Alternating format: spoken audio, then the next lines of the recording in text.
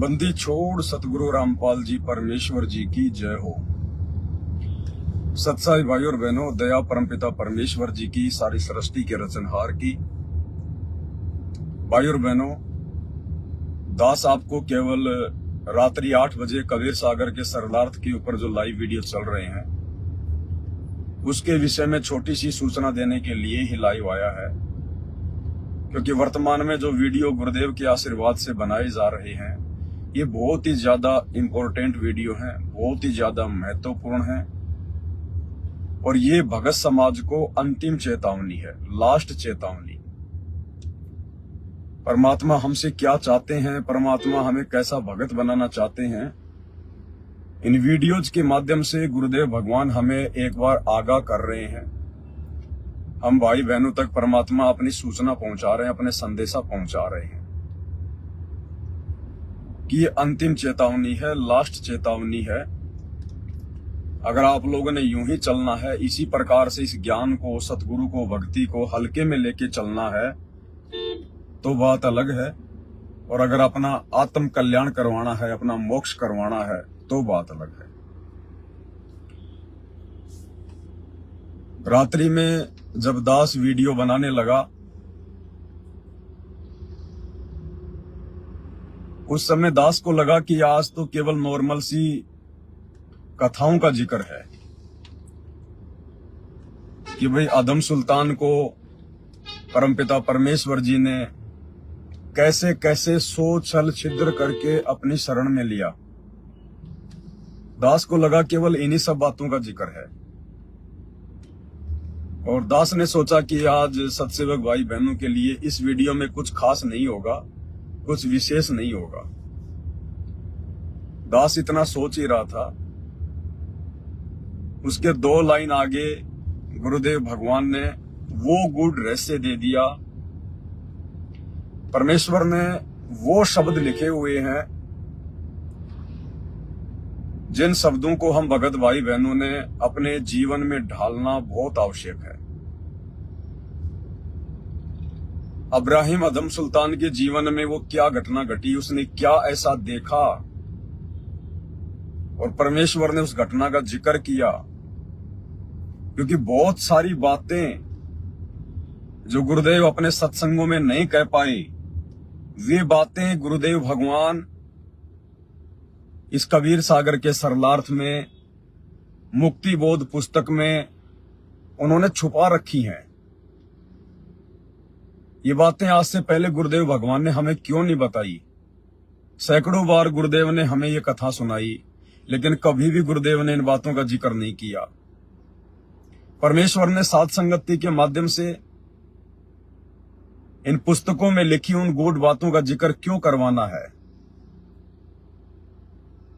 तो आज रात का जब आप वीडियो देखेंगे रात्रि 8 बजे पवन दास इज लाइव पर, तो भाई और बहनों, दास को लगता है कि कबीर सागर के सरलार्थ के ऊपर अभी तक जितने भी वीडियो बने हैं उन वीडियो में ये वाला वीडियो सबसे ज्यादा इंपॉर्टेंट वीडियो, सबसे ज्यादा महत्वपूर्ण वीडियो है।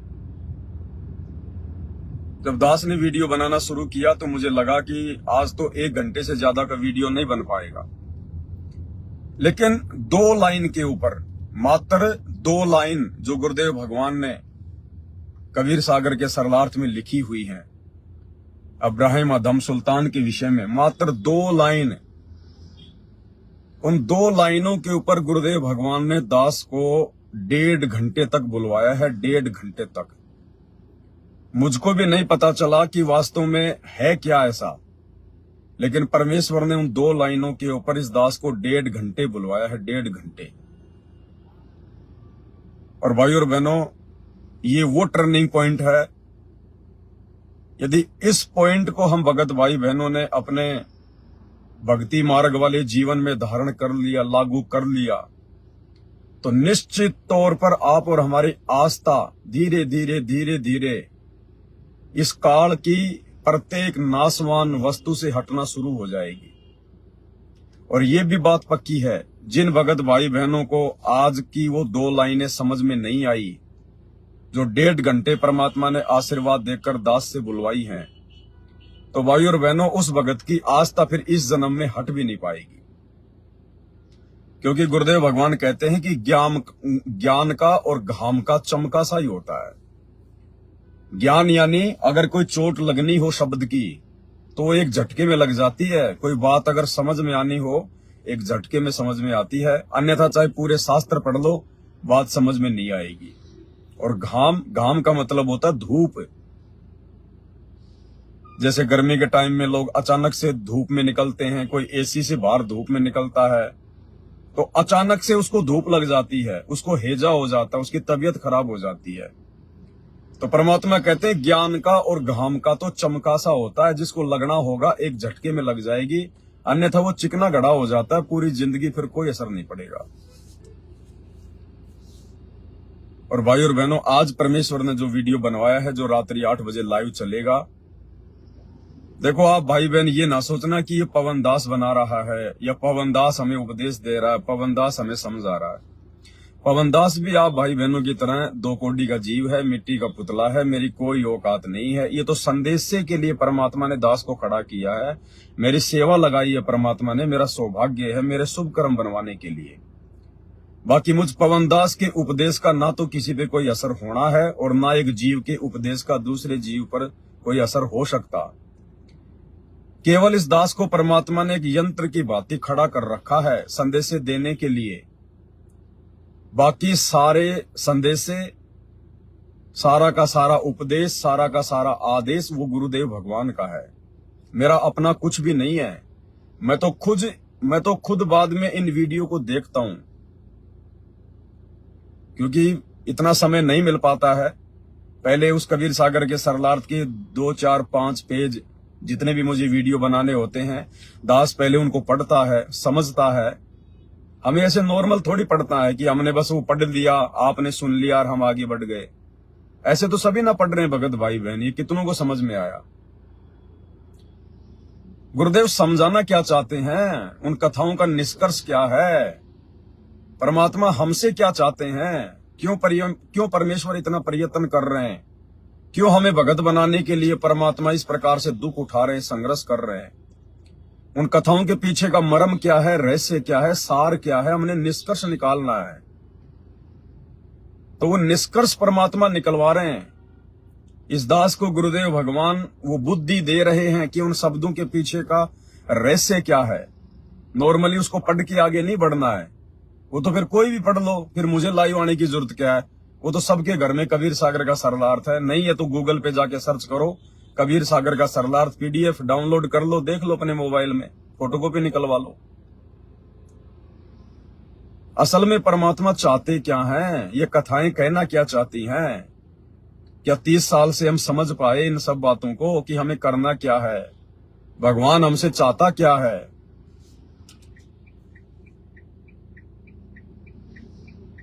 तो दास जो वीडियो बनाता है, ये दास पहले देखता है, क्योंकि जब मैं वीडियो बनाता हूं उस समय मुझे इतना ध्यान नहीं होता कि मैंने कहां क्या बोल दिया है, मेरे द्वारा क्या बुलवाया जा रहा है।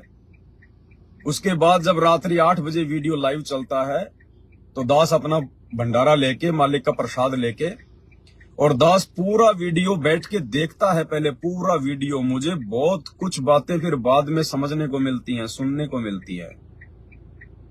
जिस प्रकार आप भगत भाई बहनों को आनंद आता है वो वीडियो देखने में, आपके अंदर जो परमात्मा ने रुचि पैदा कर रखी है, चाहे 3 घंटे का हो चाहे 4 घंटे का हो, बाथरूम करने भी हम लोग जाना अच्छा नहीं समझते कि कहीं कोई बात छूट ना जाए। इसी प्रकार भाई और बहनों, दास भी भंडारा लेके मालिक को भोग लगा के और 8 बजे बैठ जाता है और पूरा वीडियो, चाहे 2 घंटे का है चाहे 3 घंटे का है, पूरा वीडियो दास देखता है। और उसके बाद मुझे महसूस होता है कि ये वीडियो भाई पवन दास तूने नहीं बनाए हैं, तेरी औकात नहीं है इतना कुछ बोलने की। तो मुझे भी उन वीडियो को देखकर हिम्मत मिलती है, मुझे आगे बढ़ने की प्रेरणा मिलती है, मुझे ये परमेश्वर का मार्ग समझ में आता है, गुरुदेव भगवान के ऊपर मेरा विश्वास बढ़ता है। तो रात्रि 8 बजे मैं वीडियो देखना शुरू किया और जो कल का वीडियो था तकरीबन वो 3 घंटे का था। तो दास ने 11, साढ़े 11 बजे तक पूरा वीडियो देखा उसके बाद में फिर दोबारा से वीडियो बनाना शुरू किया, जो वीडियो आज चलेगा लाइव। वो वीडियो दास ने फिर रात के 11 बजे बनाना शुरू किया और तकरीबन मालिक के आशीर्वाद से रात को 2:30 या 3 बज गए। वो वीडियो बना तो मुझे ये नहीं लगा कि वही आज वीडियो 3-3.5 घंटे का बनेगा। इस वीडियो में इतने गहरा रहस्य है, परमेश्वर इतनी गहरी बात इसमें दास के माध्यम से बुलवाएंगे। दास ने सोचा कि घंटे भर में बन जाएगा, बना देते हैं, लेकिन जब बनाने लगा तो उसके बाद तो परमात्मा का काम है, वो तो गुरुदेव भगवान का काम है। मेरी सोच थोड़ी चलेगी, जीव की सोच कभी नहीं चलती। मैं आपको रियलिटी बताता हूं। कुछ एक पॉइंट थे उस वीडियो में जो मुझे लगा कि बहुत अच्छे पॉइंट है। मैंने उन पॉइंटों को अभी तो सुबह सुबह 3-4 बार हाथ धो लिए, नहा लिए, इसलिए जो है वो डिलीट हो गए। मैंने पेन लेकर और वो पॉइंट मेरे हाथ पर लिखे कि जब वीडियो बनाऊंगा तो उन पॉइंटों को लेकर ये बातें भगत भाई बहनों को बताऊंगा। लेकिन भाई और बहनों, वो पॉइंट तो मेरे दिमाग में नहीं आए। मैंने मेरे हाथ पे क्या लिखा है मुझे पता ही नहीं चला। पूरा 3 घंटे का वीडियो बन गया, लेकिन मुझे पता ही नहीं चला कि तूने हाथ पे भी कुछ लिखा था। उस तरफ तो मेरा ध्यान नहीं गया और परमेश्वर ने और ही पॉइंट के ऊपर और 3-3.25 घंटे का वीडियो बनवा दिया। तो परमात्मा ये भी सिद्ध करते हैं कि बेटा तेरी नहीं चलेगी। तू अपनी सोच से सोचकर जो वीडियो बनाता है ना, ठीक है, तेरी भी अपनी सोच है, तभी तो तेरे अंदर रुचि पैदा होगी, तभी तो तू वीडियो बनाएगा किसी पॉइंट को लेके। लेकिन जब तू वीडियो बनाने लगेगा उस समय तेरी दाढ़ नहीं गलेगी, उस समय तेरी नहीं चलेगी, उस समय तेरे अपने विचार काम नहीं करेंगे। मुझे जो बुलवाना है, जो संदेशा मुझे दिलवाना है, मैं तो वही संदेशा दिलवाऊंगा। तो दास को तो ध्यान भी नहीं आया कि मैंने क्या क्या पॉइंट अपने हाथ पे लिखे थे। तो भाई और बहनों, आज रात्रि का जो वीडियो है 8 बजे सुल्तान बोध का पार्ट नंबर 2, आप सभी भगत भाई बहनों ने विशेष तौर पर समय निकालकर, बाकी दिन हो सकता है आप जी अपना काम धंधा करते हो या ज्यादा सीरियस लेकर ना देखते हो, लेकिन आज का जो वीडियो है दास आप लोगों से स्पेशली हाथ जोड़ के प्रार्थना करेगा, आप लोगों ने ध्यान से देखना है। अन्यथा भाई और बहनों, ये दुनिया का जो रंगमंच है, इस काल लोग के जो ठाठ बाट हैं, इस काल ने हमें जिस कदर उलझा दिया है, इन भौतिक सुख सुविधाओं के अंदर एक दूसरे की देखा देखी में, ये कंपटीशन का जमाना, भाई और बहनों, हम लोग उलझ के रह जाएंगे, उलझ के, सुलझ नहीं पाएंगे कभी जिंदगी में। क्योंकि परमात्मा कहते हैं कि भगत को अगर चोट लगनी होगी तो एक शब्द की लग जाएगी। एक सेंटेंस, एक शब्द, एक चौपाई भगत का जीवन बदल के रख देती है इंसान का। तो जो बात आज परमात्मा ने बुलवाई है अदम संताल के जीवन में घटित उस घटना को लेकर, उस घटना के बाद दास का भी एक प्रकार से आज से जीवन जो है वो बदल गया है। क्योंकि मैं भी परमात्मा के सत्संग सुनता हूं, उसी से समझ में आती है। ये वीडियो देखता हूं, बनाता हूं, नई नई बातें हमारे सामने आ रही हैं जो गुरुदेव ने आज से पहले नहीं बताई, नहीं कही। तो इन बातों को देख देख के, सुन सुन के अब वास्तव में हमारे अंदर भगत बनने की प्रबल प्रेरणा जागृत हो जानी चाहिए। हमने इस भक्ति को नॉर्मल वे में नहीं लेना चाहिए। हम अगर 30 वर्षों के इतिहास को देखें, अपने गुरुदेव भगवान के जीवन को देखें, भाई और बहनों, हम तो -1% भी जो एक भगत की भूमिका गुरुदेव भगवान निभा रहे हैं, हम उसके आसपास भी नहीं, आसपास भी। और हमने तो 100 का 100% वैसा भगत बनना है जैसा हमारे गुरुदेव एक भगत बनने की भूमिका कर रहे हैं, लीला कर रहे हैं। और हम तो अभी तक इतने वर्षों के बाद -1% भी परमेश्वर की भगत वाली भूमिका के इर्द गिर्द भी नहीं है, आसपास भी नहीं है। तो आज का वीडियो हमें बहुत गहरी जानकारी देगा, बहुत विशेष बातें हमारी समझ में आएंगी। तभी भाई और बहनों, हमारी ये इच्छा, हमारी ये फालतू की डिमांड, ये बकरी जैसी इच्छा, ये तभी हमारी हटेगी, हमारी मिटेगी। और जब तक ये हमारी इच्छा नहीं हटेगी, नहीं मिटेगी, भाई और बहनों, हम भक्ति जरूर कर रहे हैं, अपने आप को भगत जरूर समझ रहे हैं, दास जरूर मान रहे हैं, लेकिन असल में हम भक्ति के आसपास भी नहीं है। भगत कहलाना तो बहुत दूर है, दास तो भक्ति की अंतिम उपलब्धि है। तो मैं तो आपसे प्रार्थना कर सकता हूं, विनती कर सकता हूं, इससे ज्यादा तो देखो दबाव तो परमात्मा भी किसी पर नहीं दे रहा। 30 साल से केवल ज्ञान ही समझा रहा है। जो कर्मी है, जो कुकर्मी है, परमात्मा सबको देख रहे हैं, लेकिन अपनी तरफ से परमात्मा कोई जोर जबरदस्ती नहीं कर रहे, जबकि ये तो समर्थ है, 1 सेकंड में सबका दिमाग चेंज कर सकते हैं। लेकिन परमेश्वर भी इस काललोक के नियम अनुसार, विधि विधान अनुसार जब अपना कार्य कर रहे हैं, तो हम भक्तों को भी उसी हिसाब से परमेश्वर के इस अथक प्रयास को समझकर, उनके द्वारा की जा रही इस अवर्णनीय मेहनत को समझकर, हम भगत भाई बहनों ने भी अपने भक्ति जीवन पर अब अपने आप को गुरुदेव के ज्ञान अनुसार ढालना पड़ेगा। हमने स्वयं को चेंज करना पड़ेगा, परिवर्तित करना पड़ेगा। अन्यथा इस काल भगवान ने जिस प्रकार से इस कलयुग की पिछली पीढ़ी में दुनिया को जिस रंग में रंग दिया है, भाई और बहनों, बाहर निकलना बहुत खांडे की धार है। परमात्मा कहते हैं, सूली ऊपर सेज सुनो रे झुमकरा।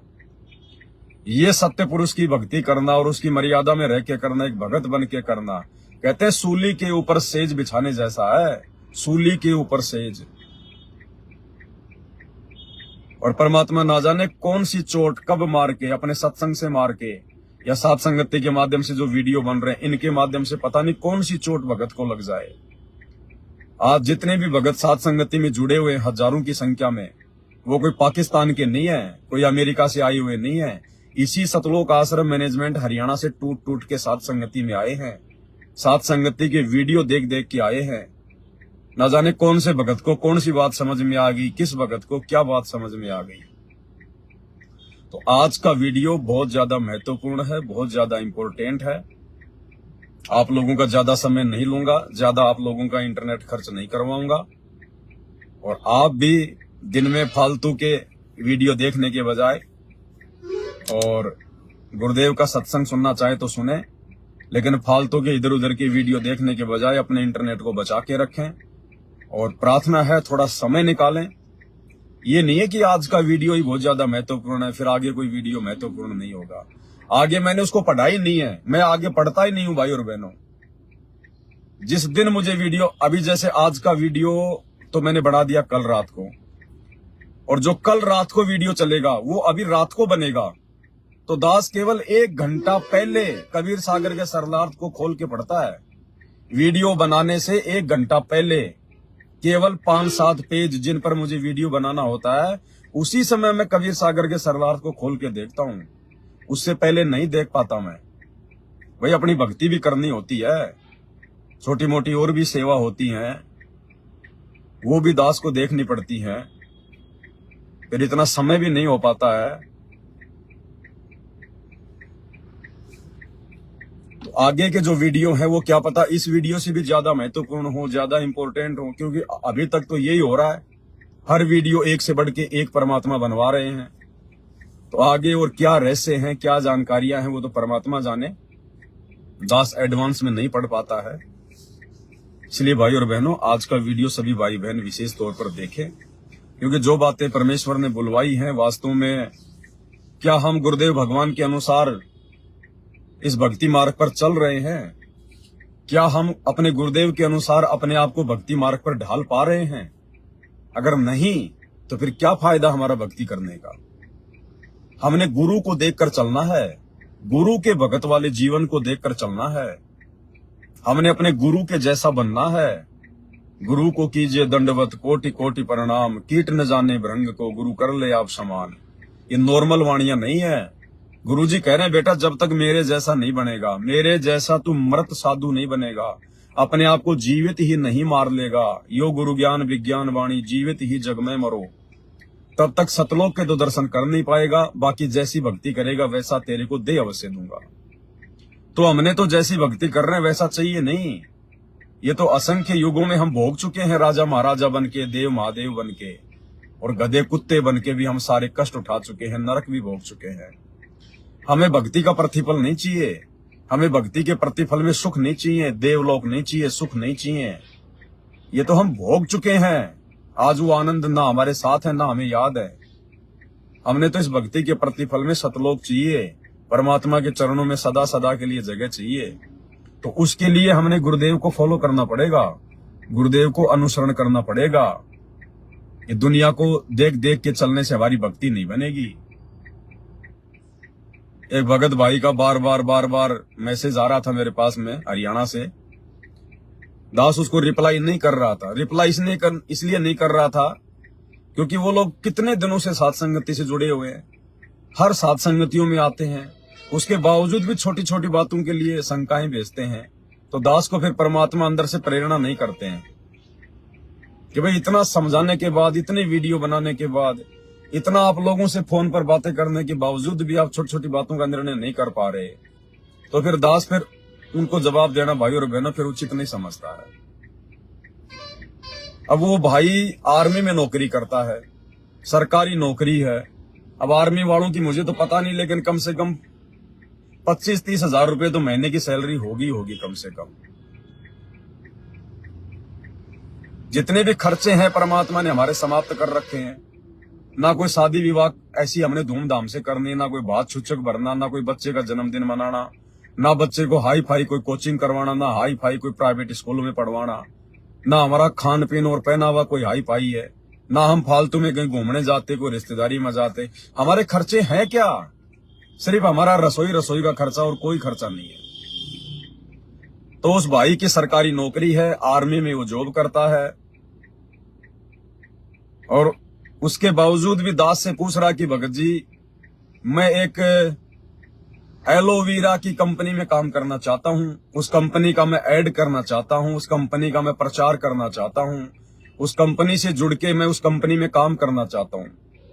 यानी ये जगत वाले जो दुनिया वाले हैं, ये तो ऐसे लोग देखते हैं जो पैसे वाले हों, जो सरकारी नौकरी वाले हों, क्योंकि ऐसे लोगों के संपर्क में भी फिर वैसे लोग होते हैं जो ये मार्केटिंग जो कंपनी वाले होते हैं, चैन सिस्टम वाले, कि अगर एक को जोड़ दूंगा तो ये अपने साथ में 10, 15, 20 को जोड़ देगा। मैं इसका रेफरेंस दे सकता हूं कि देखो फलाना फलाना फौजी, उसने भी हमारी कंपनी ज्वाइन की हुई है, तो दूसरे लोग भी उससे प्रभावित होके और जुड़ जाएं। तो ये जगत वाले तो अपने स्वार्थ में सारा काम करते हैं। वो भाई कह रहा था भगत जी मैं इसका प्रचार अपनी सोशल मीडिया पर, फेसबुक पर मैं इस एलोवेरा कंपनी का कर सकता हूं क्या? तो भाई देखो ऐसा है, आपको किस लिए उस कंपनी का प्रचार प्रसार करना? भाई किस लिए आपने वो कंपनी ज्वाइन करनी है जब भगवान आपको अच्छी खासी 2 टाइम की रोजी रोटी दे रहा है, बढ़िया आपका परमात्मा ने प्रबंध किया हुआ है, 25-30 हजार रुपए महीने के घर बैठे आपके घर में आ रहे हैं। अरे भगवान ने आपको इतना अच्छा, आपको साथ संगति से जोड़ दिया, इतना अच्छा निर्मल ज्ञान दे दिया, और आपके कोई पिछले संस्कार से आपको सरकारी नौकरी मिली हुई है, बढ़िया 25-30 हजार रुपए आपके घर में आ रहे हैं। क्यों फालतू में सिर में दर्द कर रहे हो? अपने भगवान का प्रचार तो हमसे ढंग से होता ही नहीं, और वो एलोवेरा कंपनी का प्रचार करने के लिए 2 रुपए के लालच में हम लोग कहां जा रहे हैं, क्या कर रहे हैं? भगत भाई बहनों, मिलेगा क्या हमारे को उस एलोवेरा कंपनी के प्रचार करने से? 20 तो आपके पास में जो है दिन में फोन आएंगे, 20 लोगों के पास में आप फोन करोगे, झूठी राम कहानी बताओगे, सर हमारी एलोवेरा कंपनी है, सर हम लोग ये जो है ये प्रोडक्ट बनाते हैं, सर इससे आपकी जो स्किन है बिल्कुल हरी हो जाएगी, बिल्कुल फेयर हो जाएगी, सर इसके ये फायदे हैं, सर इसका जूस बना के पियोगे आपके शरीर में कोई रोग नहीं रहेगा। और दुनिया भर की झूठी राम कहानी हम अपनी जिह्वा से, अपने मुख से, कि जिह्वा तो वाई भली जो रटे हरि को नाम, नहीं तो काट के फेंक दियो मुख में भलो न चाम। अरे फिर हमने सीखा क्या भाई इतने दिनों से साथ संगति से जुड़ने के बाद में? इतना प्रचार अपने भगवान का करो ना, अपने गुरुदेव भगवान का करो ना आप इतना प्रचार। परमात्मा वो दे देगा, वो एलोवेरा कंपनी आपको लाखों जन्मों में नहीं दे सकती। ये प्राइवेट कंपनियां जो हैं ये अपने स्वार्थ के लिए सारा काम करती हैं। जब तक आपकी जुबान में दम है, आपके घुटनों में जान है, तब तक ये कंपनी आपको सैलरी देती है, और वो भी यदि आप उसको कमा के दोगे तो उसी में से कंपनी आपको देगी। तो हम क्या कर रहे हैं? हमारे क्या काम आएगा ये प्रचार प्रसार?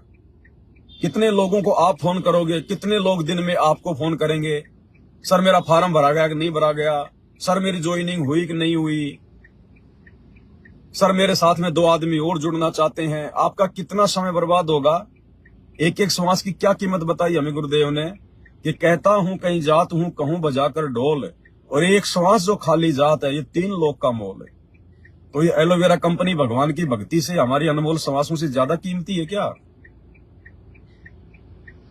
अरे अगर आपको कोई घर बैठे भी आकर एलोवेरा कंपनी का मालिक या किसी भी बड़ी से बड़ी कंपनी का मालिक अगर आकर ये कहे आपको कि आप केवल हमारे शोरूम में जाकर बैठ जाओ और आपने केवल दिन में 5 लोगों को समझाना है 1 घंटे, बस इससे ज्यादा नहीं, हम आपको 1 करोड़ रुपया देंगे महीने का, 1 करोड़ रुपया आपको एसी में बैठाएंगे और केवल 1 घंटा आपने हमारे लिए काम करना है।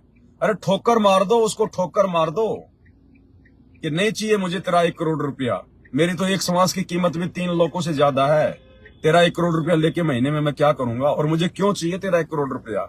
मेरा पेट तो मेरा भगवान भर रहा है ना, मैं मेरा मूंगफली का ठेला लगा रहा हूँ, मैं अपनी गाड़ी चला रहा हूँ, मैं अपनी मेहनत मजदूरी कर रहा हूँ, मेरा भगवान मेरा पेट भर रहा है। आज से पहले क्या तेरी कंपनी मेरा पेट भर रही थी क्या? तेरा एलोवेरा कंपनी का ये प्रचार करके मैं मेरे परिवार को पाल रहा था क्या? हमें करना क्या भाई और बहनों? इंद्रदा राज कागदा विष्टा ना भोगा इंद्राणी नू। फिर हम लोग कहां जा रहे हैं, किस दिशा में जा रहे हैं? हमने समझा क्या हमने इस भगवान के ज्ञान को? फिर हमारे अंदर वही इच्छा, आप करोगे क्या उस पैसे का? आपके 2 बच्चे हैं, माता पिता आपके गांव में रहते हैं, वहां पर जमीन है, आपका मकान है, आप नौकरी कर रहे हैं, आपकी भक्तमती है, और आपके 2 आपके बच्चे होंगे, 3 होंगे, मकान आपने अपना बना लिया है। अब भाई साहब आपका खर्चा कितना है? आपकी जो तनख्वाह आ रही है ना, उस तनख्वाह का आधा खर्चा भी नहीं लगता। 10,000 में आपका पूरा महीना निकल जाएगा, 10,000 में पूरा महीना। और फिर भी आप दुनिया भर की फालतू की कंपनियों का, दुनिया भर की उस बकवाद का ऐड करना चाहते हैं, आप उसका प्रचार करना चाहते हैं। इसका मतलब भक्ति करने की इच्छा कम है। इससे यह सिद्ध होता है कि अभी हम इस गुरुदेव के ज्ञान को नहीं समझ पाए, भले हम साथ संगति से हम क्यों ना जुड़ गए। हम अपनी श्वासों की कीमत को नहीं समझ पा रहे, हम अपने गुरुदेव के मिशन को, उनके संघर्ष को अभी तक नहीं जान पाए। अन्यथा सपने में भी ये बात नहीं आ सकती, सपने में भी। अरे आम भगत जिसकी कोई सरकारी नौकरी नहीं है, वो भी इस प्रकार की कंपनियों का प्रचार नहीं करेगा, एलोवेरा कंपनी का प्रचार या और कोई कंपनी का प्रचार, क्योंकि उससे हमारा समय और समाज बर्बाद होंगी। हम लोग भक्ति नहीं कर सकते। इससे अच्छा तो अपना मूंगफली का ठेला लगा लो, कोई आया तो अपने 100 ग्राम तोल के दे दो, बाकी अपनी माला लेके बैठे रहो। और अगर आपने इस प्रकार की कंपनियां ज्वाइन कर ली जिनमें फालतू की चीजों का आपने प्रचार प्रसार करना है, आप इस जुबान से आप जी क्या बोल रहे हो?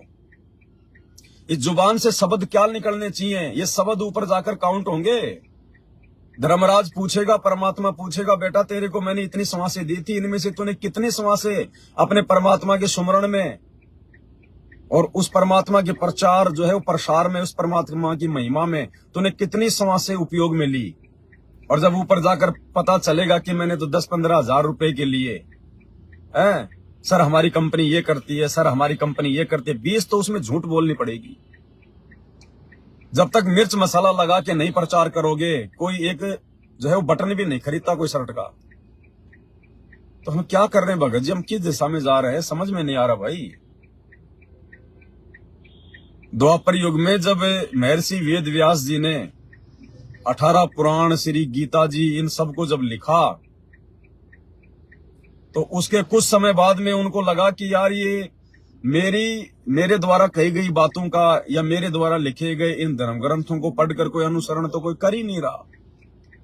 तो दुखी होकर महर्षि वेद व्यास जी ने सारे धर्म ग्रंथों को एक जगह इकट्ठा करके आग लगाने की सोच ली। उसी समय ये परमात्मा सतगुरु रामपाल जी भगवान श्री कृष्ण जी के रूप में प्रकट हुए और उन धर्म ग्रंथों को आग लगाने से जो है वो बचाया।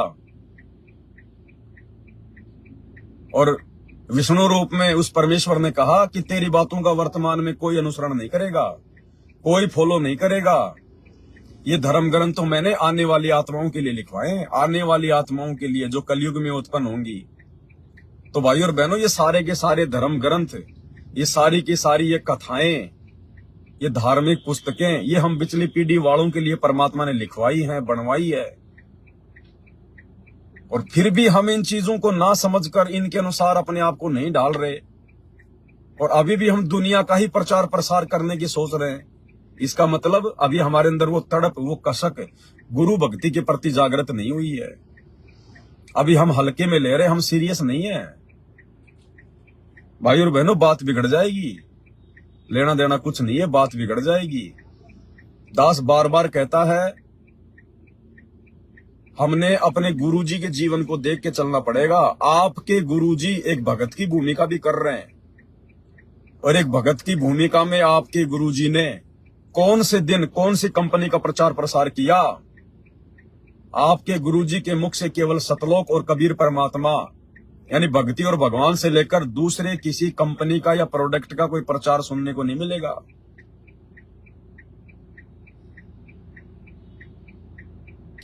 भाई और बहनों, विचार करने की बात है। बाकी देखो, सबके अपने अपने संस्कार हैं। मेरा किसी से कोई द्वेष नहीं है। अगर मैं कुछ आवेश में आके भी बोलता हूं तो मैं नहीं बोल रहा।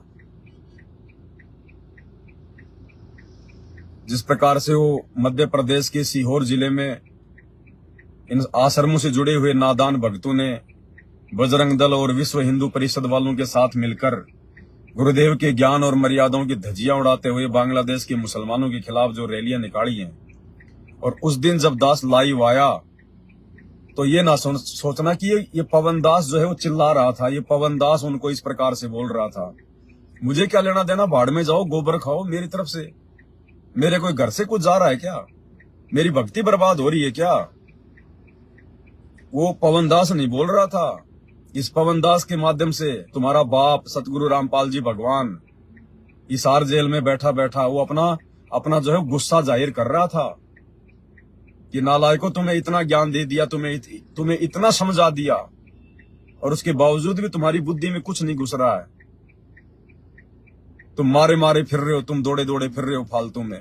बैठकर भक्ति तुम्हारे से होती नहीं है। तो उस परमपिता परमेश्वर ने अपनी नाराजगी व्यक्त की है। दास तो केवल एक यंत्र है, एक माध्यम है।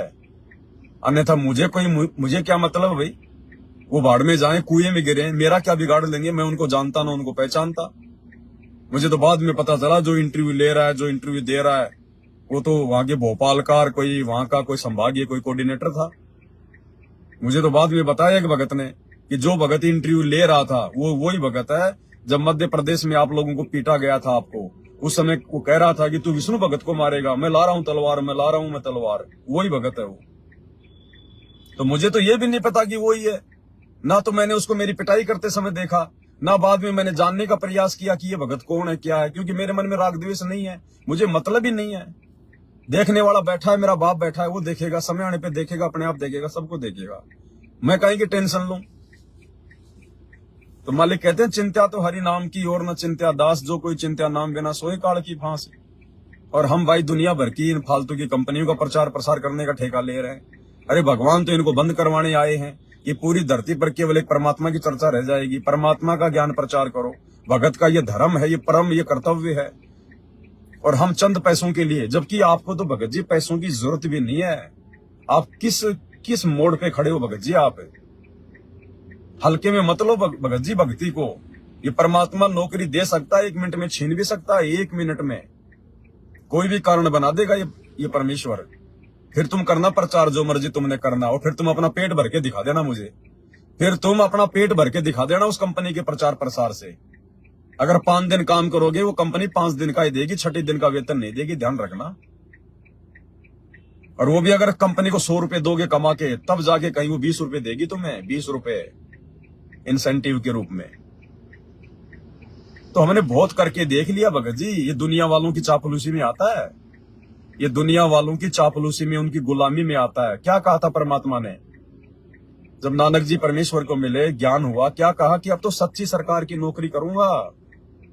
गुरुदेव भगवान ने बीच में अपनी नौकरी छोड़ी। मात्र 2 साल बच रहे थे उनके रिटायरमेंट के। 2 साल 2 साल और कर सकते थे परमात्मा, कौन सी बड़ी बात थी। लेकिन जानबूझ के गुरुदेव भगवान ने अपने रिटायरमेंट से 2 साल पहले अपनी जूनियर इंजन की नौकरी से इस्तीफा दिया।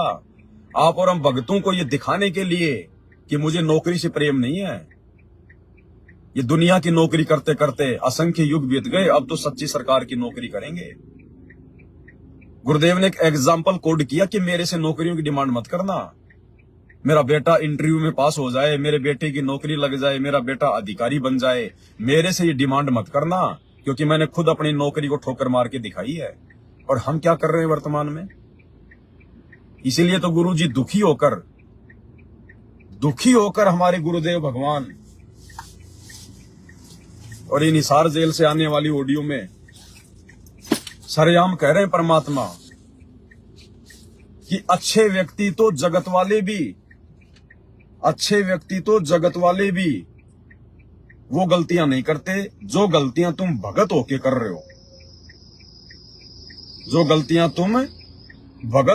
रहे हो। अच्छे इंसान तो जगत वाले भी ऐसा नहीं करते। भगत जी, हम सबके लिए संकेत है ये, अकेला कोई ये सतलोक आश्रम वालों के लिए मत समझ लेना कि गुरु जी केवल उन्हीं को झाड़ रहे हैं। गुरु का संदेशा सभी शिष्यों के लिए होता है, सभी शिष्यों के लिए। तो अच्छे इंसान जो जगत वाले हैं भगत जी, अगर उनको भगवान ने अगर 2 टाइम की रोजी रोटी ठीक दे रखी है ना, वो भी इधर उधर हाथ पैर मारने की नहीं सोचते कि मैं ये कंपनी का काम भी कर लूं, मैं वो कंपनी का काम भी कर लूं। और बहुत सारे भगत मेरे संपर्क में है, बहुत सारे। मैं किशनगढ़ में रहा करता था, जो रामदेव भगत था, वो आर्मी से रिटायरमेंट था, 30-35 हजार रुपए उसकी जो है तनख्वाह आ रही थी। उसका जो पिता है वो आर्मी से रिटायरमेंट है, 30-40 हजार रुपए उसकी पेंशन आ रही है। रामदेव भगत के पास में रहता उसका पिता, तो 30 हजार रुपए तो रामदेव की पेंशन, 30-40 हजार रुपए उसके पिता की पेंशन, कितने हो गए? 60-70 हजार रुपए। उसका बड़ा लड़का जो है वो नर्सिंग है, डॉक्टर है वो पटना में, 70 हजार रुपए उसकी। और उसका छोटा लड़का 30-40 हजार रुपए मार्बल की कहीं पे कोई काम करके वहीं पे वो किशनगढ़ में वो कमा रहा है। यानी उस आदमी के घर में 1.5 से 2 लाख रुपए महीने का आ रहा है, खुद का मकान है, कोई दिक्कत नहीं है। उसके बावजूद भी लालच में आकर और ये सहारा कंपनी जो है उसने ज्वाइन कर ली। अब वो सहारा कंपनी आगे चल के डूब गई। अब मैं उसके वहीं रहा करता था, उसके गांव में, वो किशनगढ़ में थोड़े दिन रहा था, आप सबको पता है। गांव की औरतें उसकी खड़ी खड़ी बेइज्जती किया करती थी, खड़ी खड़ी बेइज्जती, गालियां निकाल निकाल के जाया करती थी। अब वो कहां से दे वो? पहले तो अरे 1.5 लाख रुपए महीने का घर में आ रहा, फिर भी सारा कंपनी ज्वाइन कर ली। एजेंटगिरी कर रहे हैं 2 पैसों के लिए, कमीशन के लिए, और अपने रिश्तेदारों को जोड़ दिया, अपने गांव वालों को जोड़ दिया। 10-20 लाख रुपए सारा कंपनी में लगा दिए, सारा कंपनी डूब गई। अब वो गांव की औरतें, जब मैं किशनगढ़ में रहा करता था, उस रामदेव को गालियां निकाल निकाल के जाया करती थी। काहे का भगत है, ढोंगी पाखंडी, तू भगत है क्या? भगत ऐसे होते हैं क्या? दे मेरा पैसा, मैं क्या जानू तेरी सारा कंपनी को, तू था एजेंट, मैंने तो तेरे को दिए थे पैसे, मेरे पैसे दे। उसकी बेइज्जती कर करके जाया करती थी, बेइज्जती कर करके उसके घर पे आते थे लोग। तो ये मिलेगा फिर आगे चल के भगत जी। अरे जिस भगवान ने हमें मुख से करने के लिए भजन दे दिया, तो क्या पेट भरने के लिए भोजन नहीं देगा क्या? उसकी शरण में आने के बाद भी यदि आपको रोजी रोटी की टेंशन हो रही है, फिर दुनिया से फिर हम लोग भगत नहीं, हमें फिर ज्ञान नहीं है। अरे इस पृथ्वी पर इंसानों के अलावा जितने भी पशु पक्षी हैं, चारों योनियों में, चारों खानियों में जितने भी जीव हैं, अरबों खरबों, कौन जॉब करता है, कौन ऑफिस में जाता है? एक इंसान महीने भर में इतना नहीं खाता जितना हाथी एक दिन में खाता है। अगर इंसान इस पृथ्वी पर यदि 5% है, तो 90% यहाँ पर दूसरे जो है जाति हैं, दूसरे जीव हैं। उनका पेट कौन भर रहा है? इंसानों से कई गुना ज्यादा खाते हैं वो कौन सा जॉब करते हैं, कौन सा वो एलोवेरा जो है कंपनी का वो प्रचार कर रहे हैं, कौन से वो सहारा के एजेंट हैं? परमेश्वर उनका भी पेट भर रहा, सबका, किसी को भूखा नहीं सुलाता ये मालिक है। जबकि ना वो भक्ति कर रहे, ना वो कोई काम कर रहे, और हमसे कई गुना ज्यादा खाते हैं जानवर। इसलिए परमात्मा कहते हैं, पो पाटी पगड़ा भया जागी जिया जून, सब काऊ को देत है वो चोंच समाना चून। वो परमात्मा कीड़ी को कण और हाथी को मण, जैसी जिसकी आवश्यकता उसको अवश्य देता है। अरे आज आप और हमें वही तो समर्थ परमात्मा मिला हुआ है। सतगुरु रामपाल जी परमेश्वर जी के रूप में आज हमारे गुरुदेव वही तो हैं। फिर हम क्यों नहीं उनको पहचान रहे, क्यों नहीं हम उनके ऊपर विश्वास कर रहे? फिर हम सतलोक क्या खाक जाएंगे जब हमें इतना भी हमारे को विश्वास नहीं है तो? अरे ये भगवान तो बैठे बैठे भी खिला दे। अगर आपको विश्वास है तो बैठे बैठे खिला दे। इस पवन दास को खिला रहा है ये परमात्मा, बैठा बैठा खिला रहा है। जो सुविधा एक जिला कलेक्टर के पास नहीं है, इस पवन दास को उस भगवान ने दे रखी है, लेकिन सेवा के लिए। मेरी अंदर से कोई इच्छा नहीं है, मैं आज ही रोड पर बैठकर मूंगफली बेचने को तैयार हूं आज ही, क्योंकि मेरे अंदर से इन चीजों को लेके कोई इच्छा नहीं है। और जो भी सामग्री परमात्मा ने दे रखी है सिर्फ मैं सेवा में यूज करता हूं। इन चीजों से मैं कोई बंधा हुआ नहीं हूं। चाहे भगवान इसी समय ले ले अपनी सारी चीजें, ये गाड़ी घोड़े मोबाइल फोबाइल जो भी है, परमात्मा इसी समय ले ले। दास इन चीजों के भरोसे नहीं है, दास केवल अपने गुरुदेव भगवान के भरोसे है। हम किस दिशा में जा रहे हैं भाई, किस दिशा में जा रहे हैं हम? भगत जी रह जाएंगे, उसके बाद फिर असंख्य जन्म प्राप्त करके आगे के युगों में फिर हम यही तो करेंगे। अरे आज अगर पार नहीं हुए तो हमें मनुष्य जन्म मिलेंगे, सैकड़ों मनुष्य जन्म मिलेंगे, और उन मनुष्य जन्मों में गारंटी थोड़ी हमें भगवान मिलेगा। और भगवान नहीं मिला तो वो मनुष्य जन्म भी हमारा जानवर के समान है, जानवर के समान। आज बिना सतगुरु की भक्ति के जानवर मेरे इंसान में क्या अंतर है भाई? भक्ति बिना नर खर एक है, जिन हर पद नहीं जाना, पूर्ण ब्रह्म की परख नहीं रे, पूज मरे पाषाणा। जानवर क्या करता है सारा दिन? सारा दिन एक मुंह से तो खाता रहेगा, पीछे से निकालता रहेगा। सारा दिन वो चरता रहेगा, पीछे से गोबर निकालता रहेगा। और क्या करता है जानवर? और बिना ज्ञान के बिना भक्ति के ये इंसान क्या करता है? सुबह खाएगा, सारा दिन डोलेगा, और रात को आके फिर वापस निकाल देगा। यही तो है इस इंसान का रूटीन। और है क्या? खाया पिया निकाला, खाया पिया निकाला, सारा दिन अपना धंधा पीटा, इसके अलावा और किया क्या? तो वही जानवर वाले कर्म बिना सत भक्ति के। भगत जी ये परमात्मा बैठे बैठे भी खिला देता है, ये समर्थ है। जब ये परमात्मा इतने सारे जीवों को बैठे बैठे खिला रहा है, समुद्र के अंदर इस पृथ्वी पर जितने जीव हैं उनसे कई गुना ज्यादा जीव हैं, और इस धरती पर भी इंसानों से ज्यादा जीव हैं। कौन सा काम कर रहे हैं, कौन सा ऑफिस में जा रहे हैं, कौन से एजेंट हैं वो? क्या उनको नहीं खिला रहा परमात्मा? और जब मलुक दास जी ने कहा परमात्मा से कि बैठे बैठे तेरा भगवान मुझे क्यों नहीं खिलाता, तो भगवान ने कहा कि तेरे को विश्वास नहीं है, तो विश्वास कर मेरे भगवान पे, वो तेरे को भी खिलाएगा।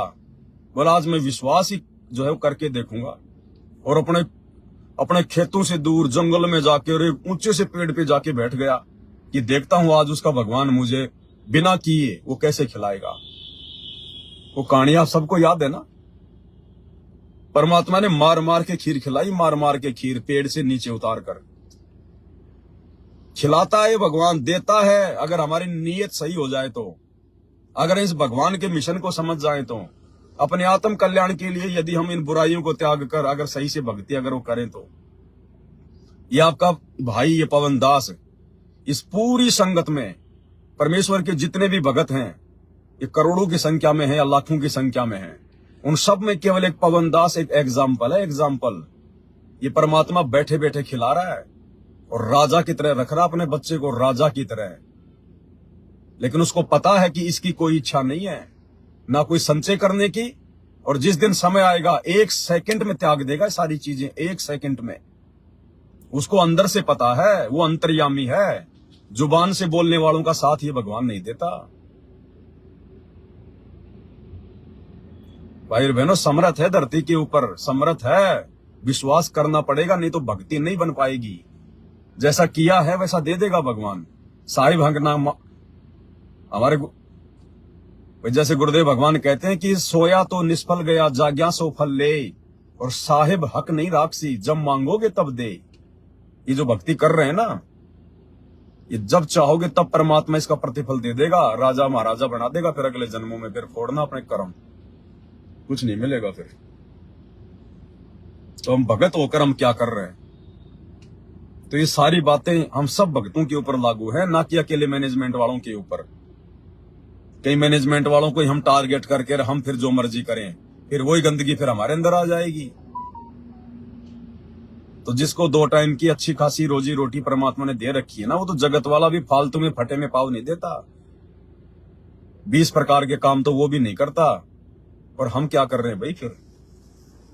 तो जो परमेश्वर कह रहे हैं ना कि ये काम तो अच्छे इंसान जगत वाले भी नहीं करते जो भगत कर रहे हैं। तो अच्छा जो इंसान होगा ना, अच्छा इंसान जो आम समाज में जो भगत भी नहीं है, वो भी फालतू की चीजों में ये पंगा नहीं डालता कि ये काम भी कर लूं वो काम भी कर लूं। उसको भी पता है कि भगवान ने दे रखा है, सुख शांति से अपना टाइम पास करो। जैसे भी भक्ति वो कर रहा अपनी कर रहा है। तो हम सबके लिए ये संदेशा है, सबके लिए विचार कर पाओ कि हम कौन है, कहां से आए। आपस में खेचातानी रखते हो अभी भी भगत हो गए। अच्छे इंसान तो जगत वाले गुनाह करते ऐसा जैसे भगत कर रही है। अच्छे इंसान तो जगत वाले गुनाह करते ऐसा जैसे भगत कर रही है। अच्छे इंसान तो जगत वाले गुनाह करते ऐसा जैसे भगत कर रही है। किसी को छोटी सी सेवा दे देते, कोऑर्डिनेटर बना दिया, वो नहीं सोचा मैं खुदा बढ़ गया।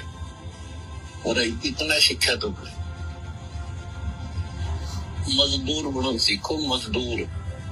और कई देखा है कि कोऑर्डिनेटर या जिसकी जो भी व्यवस्था लगाई जाए तो व्यवहार भी ठीक नहीं करते, धमकान लग जाते, कुरकान लग जाते। और कुछ ऐसी भी शिकायतें आई हैं जो बहन बेटियों के साथ गलत मैसेज भी डालते। तो वो दुष्ट लोग ना तो कोऑर्डिनेटर के योग्य है ना वो भगत के योग्य। और कुछ ऐसी भी शिकायतें आई हैं जो बहन बेटियों के साथ गलत मैसेज भी डालते। तो वो दुष्ट लोग ना तो कोऑर्डिनेटर के योग्य है ना वो भगत के योग्य। और कुछ ऐसी भी शिकायतें आई हैं जो बहन बेटियों के साथ गलत मैसेज भी डालते। तो वो दुष्ट लोग ना तो कोऑर्डिनेटर के योग्य है ना वो भगत के योग्य।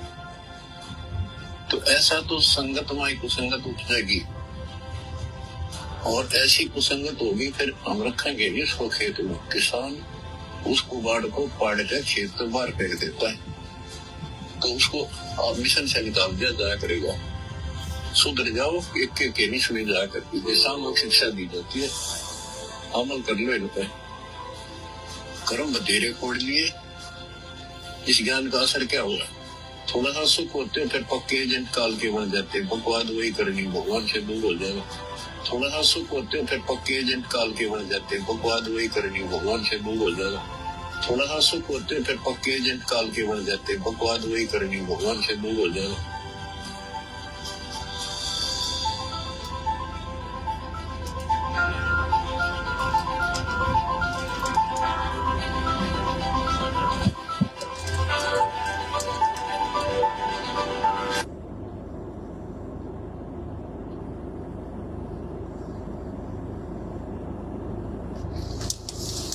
तो भाई और बहनों, अब इन सब बातों के ऊपर विचार करो।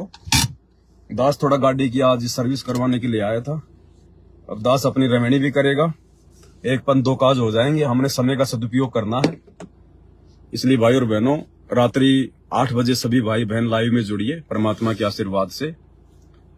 और हमने भाई और बहनों संसार की तरफ से, जगत वालों की तरफ से, दुनिया वालों की तरफ से, उनको तो ज्ञान नहीं है, उनके पास सच्चा गुरु नहीं है, उनके पास चिंतन मनन करने के लिए कोई पॉइंट नहीं है, कोई जो है वो सत्संग नहीं है। वो जो मर्जी करें, लेकिन आप और हमें सब कुछ दे दिया परमात्मा ने। हमने दुनिया से मुंह मोड़ना पड़ेगा, हमने जीवित मरना पड़ेगा, नहीं बात नहीं बन पाएगी हमारी। इसीलिए तो असंख्य युगों से हम धक्के खा रहे हैं कि कलयुग की बिजली पीढ़ी आप और हमने कितनी निकाल दी है। हर बार हम इसी प्रकार से धोखा खा रहे हैं। तो भाई और बहनों, दास केवल इतना ही आपसे विनती करेगा। और रात्रि 8 बजे सभी भाई बहन लाइव जरूर जुड़िए मालिक के आशीर्वाद से। तो बंदी छोड़ सतगुरु रामपाल जी भगवान की जय हो।